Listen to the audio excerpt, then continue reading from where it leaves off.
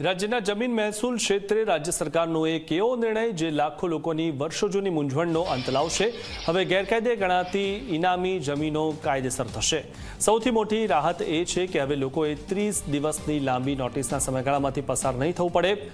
જો તપાસની જરૂર જણાશે તો જ માત્ર 7 દિવસની રાહ જોવી પડશે। એટલું જ નહીં, જો તમારી જમીન રીગ્રાન્ટ કરવાની બાકી હોય અથવા રીગ્રાન્ટ થયા પછી કબજા કિંમત ભરવાની રહી ગઈ હોય તો હવે ચિંતા છોડો। સરકારના નવા નિર્ણય મુજબ પ્રવર્તમાન જંત્રીના માત્ર 20% રકમ ભરીને તમે તમારી જમીન નિયમબદ્ધ કરાવી શકશો।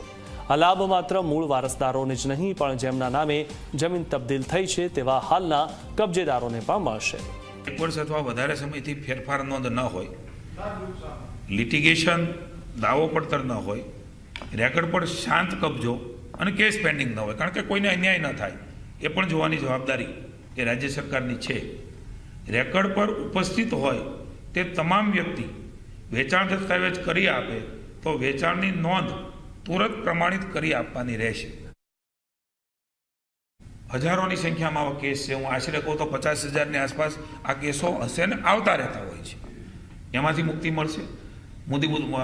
લાંબી મુદતો થતી, મેં કહ્યું એમ ખરીદનાર અને વેચનાર પક્ષે વિલંબ થતો, જેનાથી અનેક જોખમો એ ઊભા થતા, ધંધો ડીલે થાય, આખો પરિવાર એ કાયદાકીય લડાઈમાં દુઃખી થાય।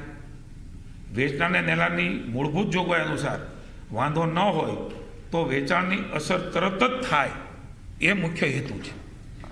135 દિનની નોટિસ એ બજાવવામાં આવશે નહીં।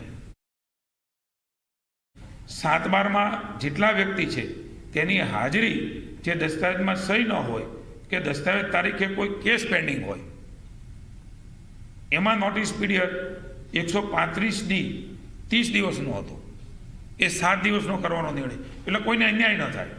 મારો હક આવતો હોય, હું સાચો હોઉં અને કદાચ કોઈ આવું તબદીલ થયું હોય તો એમને પણ રક્ષિત કરવાની જવાબદારી એ માનનીય ભૂપેન્દ્રભાઈ સરકાર તરીકે એ લેવાની હોય છે ને લીધી છે, એટલે એનો પીરિયડ પણ ઘટાડ્યો છે।